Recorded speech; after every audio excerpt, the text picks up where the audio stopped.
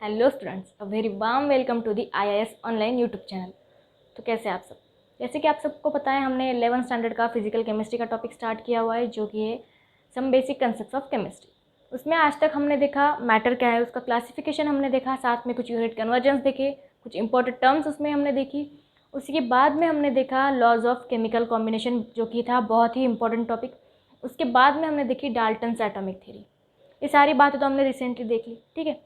तो laws of chemical combination and Dalton's atomic theory तो हमने देख ली। उसमें का जो कुछ भी फिफ्थ लॉ था, गै-लुसैक्स लॉ ऑफ गैसियस, जो कि रिलेटेड था गैसियस वॉल्यूम के साथ। तो हमारे बर्जेलियस नाम के साइंटिस्ट ने क्या किया, उस गै-लुसैक्स लॉ ऑफ गैसियस को उन्होंने कोरिलेट करने की कोशिश की डाल्टन्स एटॉमिक थ्योरी के साथ, ठीक है। तो उन्होंने एक उसी को रिलेटेड करते टाइम एक स्टेटमेंट दिया था। तो चलिए देखते हैं उनका स्टेटमेंट क्या था। बर्जेलियस ने क्या किया, गैसियस लॉ को कोरिलेट करने की कोशिश की थी डाल्टन्स एटॉमिक थ्योरी के साथ। कब? 1811 में। तो उन्होंने उसके लिए एक स्टेटमेंट क्या दिया, equal volume of gases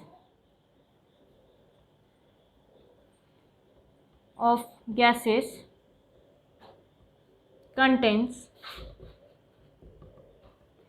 equal number of atoms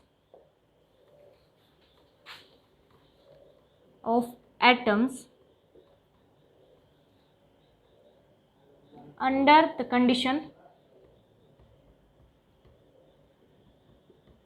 equal pressure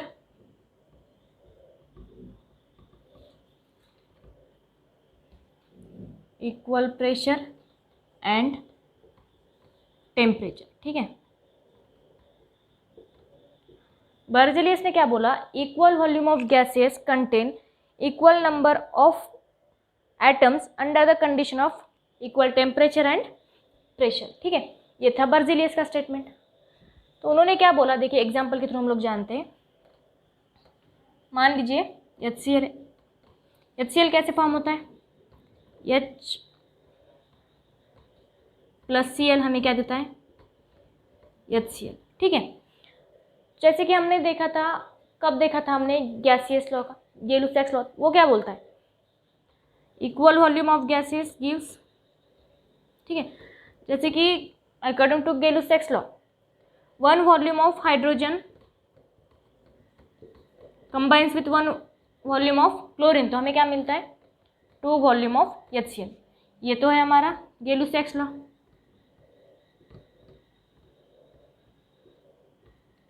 ये क्या था हमारा, गै-लुसैक्स लॉ था, ठीक है। इसके बाद में बर्जेलियस क्या बोलते हैं, atoms, in terms of atom Berzelius बात करते हैं, ठीक है। इक्वल नंबर ऑफ एटम्स बोला था बर्जेलियस ने, ठीक है। Half atom of hydrogen combines with half atom of chlorine क्या देता है, 1 कंस्टिट्यूएंट मॉलिक्यूल, ठीक है। ये तो स्टेटमेंट है बर्जेलियस का। जैसे कि आपको याद होगा हमने क्या बोला था, डाल्टन्स ने बोला था कि एटम ही है, एटम क्या होता है, एटम ही है जो सबसे स्मॉलेस्ट पार्टिकल है। ये क्या होता है, फर्दर डिवाइड हम एटम को नहीं कर सकते। लेकिन बर्जेलियस ने क्या बोला, हाफ एटम बोला, फ्रैक्शन आ गया यहाँ पे। तो क्या हुआ, बर्जेलियस लॉ अपोज में था किसके, डाल्टन्स एटॉमिक थ्योरी में, ठीक है। तो इसकी वजह से क्या हुआ, बर्जेलियस का लॉ नहीं टिक पाया। क्यों नहीं टिक पाया, क्योंकि उन्होंने बोला कि एटम, फ्रैक्शन में आ गया एटम यहाँ पे। लेकिन अकॉर्डिंग टू द डाल्टन क्या था, एटम ही है जो सबसे स्मॉलेस्ट पार्टिकल है, उसको विच कैनॉट फर्दर डिवाइडेड, ठीक है, वही था एटम। तो बर्जेलियस का जो स्टेटमेंट था वो अगेंस्ट था किसके, डाल्टन्स के, ठीक है, डाल्टन्स के अगेंस्ट था। तो यहाँ पे आ गए हमारे दूसरे साइंटिस्ट, कौन थे, एवोगैड्रो, ठीक है। तो एवोगैड्रो ने क्या बोला, मैटर कंसिस्ट ऑफ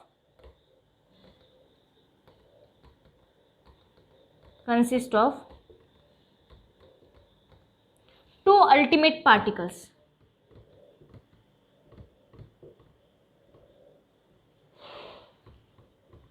किसने बोला, एवोगैड्रो ने कौन से थे ultimate particles? First one is the atom and second one is the molecule. ठीक है, ये बात बोल दी एवोगैड्रो ने। उन्होंने क्या बताया? Matter consist of two ultimate particles, one is the atom and another is the molecule. जैसे बर्जेलियस ने बात की थी एटम्स की, तो उन्होंने क्या बोला था? एटम फ्रैक्शन में आ गया, लेकिन डाल्टन ने बोला था कि एटम को हम फर्दर डिवाइड नहीं कर सकते। तो क्या था? बर्जेलियस का स्टेटमेंट अगेंस्ट था किसके? डाल्टन्स के। ठीक है, तो उसके वजह से वहाँ पे एवोगैड्रो ने क्या बताया कि matter consist of two ultimate particles. ठीक है, ये बोला एवोगैड्रो ने। तो अब हम देखते हैं इनकी स्टेटमेंट्स एटम एंड मॉलिक्यूल की। ठीक है, तो चलिए देखते हैं हम लोग एटम एंड मॉलिक्यूल मतलब क्या है according to the Avogadro. Atom क्या है? स्मॉलेस्ट पार्टिकल है। किसका है? एलिमेंट का। Smallest particle of element which may और may not have independent existence. यहाँ पे क्या बोला है? मे और मे नॉट हैव, मे और may not have independent existence and take part in chemical reaction. Atom क्या है? स्मॉलेस्ट पार्टिकल है। किसका है? एलिमेंट का, जिसकी क्या है? हो भी सकता है, नहीं भी हो सकता है। क्या नहीं हो सकता? Independent existence and which take part in chemical reaction, that is called as atom, smallest particle of element. ठीक है, तो मॉलिक्यूल को उन्होंने कैसे डिफाइन किया? स्मॉलेस्ट पार्टिकल ऑफ सब्सटेंस बोला है which are capable of independent existence. यही डिफ्रेंशिएटिंग पॉइंट है देखो इसमें, and that is called as molecule. Atom क्या है? स्मॉलेस्ट पार्टिकल ऑफ एलिमेंट है, एंड मॉलिक्यूल है smallest particle of substance which are capable of independent existence. ये तो एवोगैड्रो ने बोल दी। ठीक है, दो बातें, एटम एंड मॉलिक्यूल। उन्होंने बोला था matter consist of two ultimate particles, first one is atom and another one is molecule. तो उन्होंने डिफाइन किया एटम को smallest particle of an element which may और may not have independent existence and take part in chemical reaction. Same उन्होंने molecule को कैसे define किया? Smallest particle of substance बोला है and which are capable of independent existence, that is called as molecule. तो simply यहाँ पे क्या हुआ? इन टर्म्स ऑफ गैसियस, जो कोई भी स्मॉलेस्ट पार्टिकल है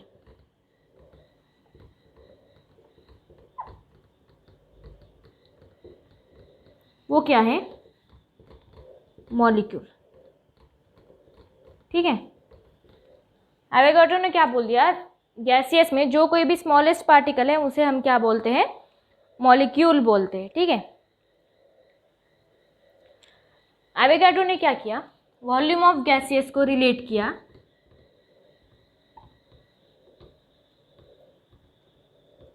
वॉल्यूम ऑफ गैसियस को किससे रिलेट किया उन्होंने? मॉलिक्यूल्स से। उन्होंने यहाँ पे एटम्स की बात नहीं करी। हम जब भी गैसियस की बात करेंगे तब अब हम यहाँ पे आएगा हमारे पास मॉलिक्यूल, एटम नहीं आएगा। ठीक है, ये तो हमने देख ली डेफिनेशंस। किसकी देख ली? एटम एंड मॉलिक्यूल की। नेक्स्ट हमें देखना है एवोगैड्रो हाइपोथेसिस का पूरा स्टेटमेंट एंड उसका एक्सप्लेनेशन। ठीक है, तो चलिए देखते हैं एवोगैड्रो हाइपोथेसिस क्या है। तो इनका स्टेटमेंट देखते हैं। Under similar condition of temperature and pressure. Similar condition कौन सी है? Temperature and pressure, volume of gas is equal that contains equal number of molecules. यहाँ पे बात करिए देखो एवोगैड्रो ने मॉलिक्यूल्स की। ठीक है, बर्जेलियस ने बात की थी एटम्स की, जो लॉ एप्लीकेबल नहीं था क्योंकि डाल्टन्स थ्योरी के अपोज में जा रहा था। ठीक है, तो यहाँ पे एवोगैड्रो ने बात की देखो मॉलिक्यूल्स की। Under similar condition of temperature and pressure, volume of gas is equal that contains equal number of molecules. Volume of gas is V which is directly proportional to the number of molecules। यह relation देखो volume and number of molecules में। तो Avogadro hypothesis के हिसाब से क्या है? Under similar condition of temperature and pressure, volume of gases and that contains equal number of molecules. अब हम इसको एक्सप्लेन करते हैं एक एग्जाम्पल के थ्रू। ठीक है, हम कंसिडर करते हैं गैसेस हैं H2, Cl2 एंड O2। ठीक है, मॉलिक्यूल्स हैं हाइड्रोजन, क्लोरीन एंड ऑक्सीजन। ठीक है, यहाँ पे हम कंसिडर करेंगे एक कंटेनर लेंगे।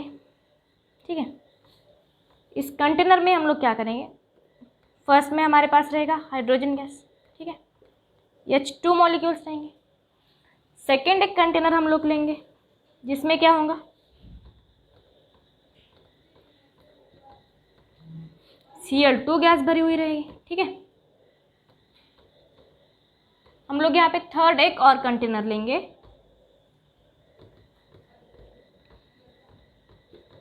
जिसमें O2 गैस रहेगी। ठीक है, मॉलिक्यूल्स है। ठीक है, तो हमारे पास कंडीशन क्या है अकॉर्डिंग टू हाइपोथेसिस, क्या है, टेम्परेचर एंड प्रेशर हमें कैसे करना है, सेम रखना है। टेम्परेचर एंड प्रेशर इक्वल है, इनका वॉल्यूम भी हमें सेम रखना है। ठीक है, कितना रखेंगे हम, 100 ml रखो। ठीक है, तीनों का 100 ml।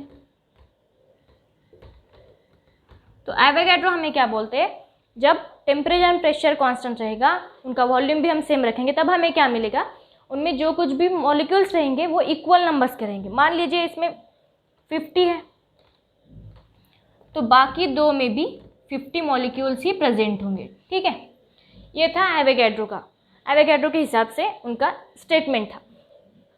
अंडर सिमिलर कंडीशन जब हम टेम्परेचर एंड प्रेशर को सेम रखेंगे, वॉल्यूम भी सेम रखेंगे, तब हमारे पास क्या होगा, हमारे पास मॉलिक्यूल्स सेम रहेंगे। मॉलिक्यूल है H2 है, H2 बना किससे होता है, 2 हाइड्रोजन आइटम से। हमें क्या मिलता है, तब हमें मिलता है H2 मॉलिक्यूल मिलता है। ठीक है, तो अब हमें आगे क्या देखना है, देखिए H2 हमने जो देख लिया, ये तो है मॉलिक्यूल, H2 क्या है, मॉलिक्यूल है। अब कंसिडर कर लीजिएगा HCl गैस है। ठीक है, HCl गैस है, तो हम लोग क्या करेंगे, 2 molecules of H and 2 molecules of Cl, वो हमें क्या देंगे, 2 मॉलिक्यूल्स ऑफ HCl। ये किसके हिसाब से होगा, अकॉर्डिंग टू द गै-लुसैक्स लॉ। ठीक है,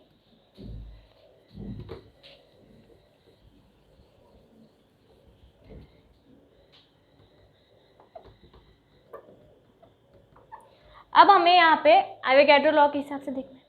मॉलिक्यूल्स है, H2 मॉलिक्यूल हमें कैसे मिलता है, बाय कंबाइनिंग 2 हाइड्रोजन आइटम्स। ठीक है, तो अब हम यहाँ पे एवोगैड्रो के हिसाब से क्या देखेंगे, हाफ मॉलिक्यूल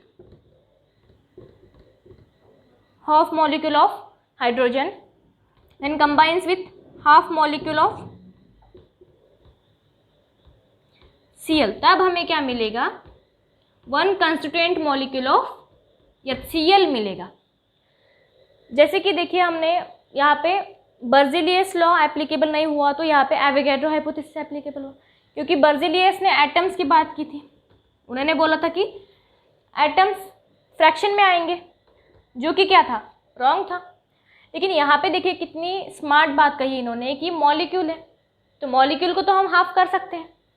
एक मॉलिक्यूल है तो क्या देगा, हाफ एटम, 2 एटम से बना होगा, जो कोई भी मॉलिक्यूल है 2 हाइड्रोजन के। ठीक है, 2 एटम से, तब हम क्या कर सकते हैं, मॉलिक्यूल को तो हाफ कर सकते हैं, लेकिन हम एटम को हाफ नहीं कर सकते, क्योंकि एटम इंडिविजिबल है। ठीक है, ये बात थी हमारे एवोगैड्रो हाइपोथेसिस की। इस लॉ ने ओवरकम कर लिया बर्ज़िलियस लॉ को। बर्ज़िलियस ने जैसे फ्रैक्शन की बात की थी, यहाँ पे एवोगैड्रो ने बात की मॉलिक्यूल्स को रीडिस्ट्रीब्यूट करने की, तो उनके हिसाब से ये लॉ परफेक्टली एप्लीकेबल है।